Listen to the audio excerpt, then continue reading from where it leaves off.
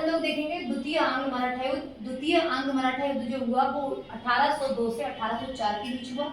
इस युद्ध का मेन रीजन था वेलजली। वेलजली जो आया भारत का गवर्नर जनरल के पद पर आया और इसका बस एक ही था साम्राज्यवादी नीति, अर्थात अपने साम्राज्य को विस्तार करना, अर्थात अपने साम्राज्य को बढ़ाना। इन्होंने क्या किया, जितना हो सका इसने अपने साम्राज्य को बढ़ाया। और इसके बाद जो आया दूसरा रीजन था वसीम की संधि। वसीम की संधि जो हुई थी वो जो हुई थी अंग्रेजों, मैंने आपको बताया था कि एक संधि वसीम की संधि पहले हुई थी जो अंग्रेजों और महुआ के बीच में हुई थी, लेकिन यहाँ पर जो संधि हुई वसीम संधि दूसरी संधि थी, ये अंग्रेजों और बाजीराव द्वितीय के बीच में हुई। सबसे बड़ी समस्या ये बाजीराव द्वितीय ने क्रिएट की। क्यों? क्योंकि बाजीराव द्वितीय ने अंग्रेजों से ऐसे संधि कर ली कि हम लोग क्या करेंगे, आपके हमेशा पक्ष में रहेंगे, आपके समर्थन में रहेंगे, हम आपसे कुछ नहीं बोलेंगे। लेकिन बाजीराव द्वितीय के यहाँ पर जो सरदार थे वो इस संधि से कैसे हो गए, नाखुश हो गए।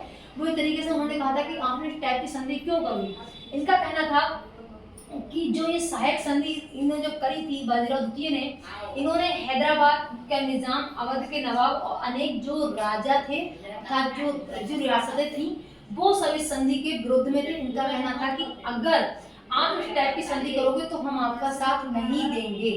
और बाजीराव द्वितीय की संधि के दौरान इन्होंने और क्या कहा था, इन्होंने एक प्रेशराइज कर दिया सारे राजाओं को कि सारे लोग अंग्रेज का क्या करें इस संधि। तो ये जो बाजीराव द्वितीय थे इन्होंने बाकी जो देसी राजा थे उनको रियासतों को ये भी बोला कि ये सारे लोग क्या करेंगे, सहायक संधि को मानेंगे। लेकिन इस बात से सरदार बड़े नाखुश थे।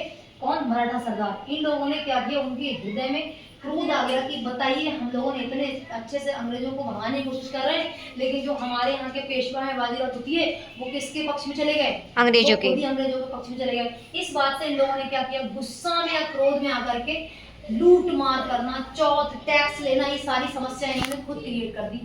किसने? मराठा सरदारों ने।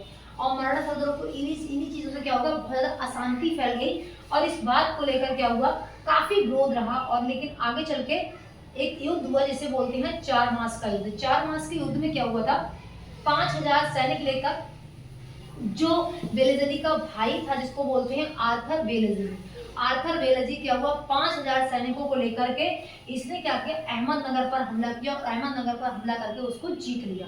जब उसने जीत लिया, जीतने के बाद इसने भोसले, सिंधिया और औरंगाबाद जो इसके आगे बढ़े थोड़े से, फिर भोसले को, सिंधिया को और औरंगाबाद के एक निकट एक असाई नाम जो असाई जगह है उसको भी क्या कर लिया, इन्होंने जीत लिया। अर्थात पहले इन्होंने अहमदनगर को जीता, किसने? वेलेजली के भाई ने, अर्थात वेलेजली ने। उसके बाद उन्होंने भोसले, सिंधिया और औरंगाबाद के निकट एक असाई एक जगह है उसको भी क्या कर लिया, जीत लिया। और जीतने के बाद क्या हुआ, जो वहां के रघुजी भोसले, अर्थात भोसले के जो उस समय राजा, एक तरीके से बोलेंगे पेशवा या वहां से राजा जो थे वो रघुजी भोसले थे। और रघुजी भोसले ने क्या किया, अंग्रेजों से देवराव की संधि करनी पड़ी।